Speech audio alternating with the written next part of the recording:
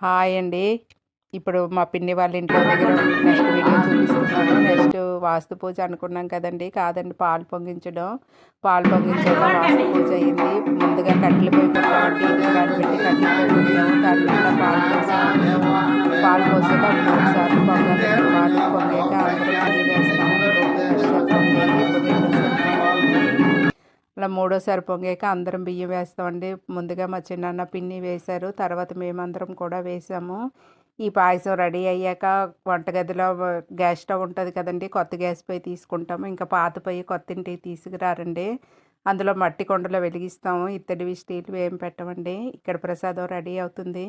చూడండి, మొత్తం ప్రసాదం కట్టెల పొయ్యి మీద రెడీ అయిపోయింది. ఇప్పుడు వంటగదిలో పొయ్యి మీద చూద్దామండి. ఇగోండి, మట్టి కుండ పెట్టి పాలు పొంగాయండి. అందరం కూడా ఇక్కడ కూడా అందరం బియ్యం వేసి పాయసం తయారు చేసాము. ఈ తయారైన పాయసాన్ని తీసుకెళ్ళి దేవుడి దగ్గర పెట్టాలి.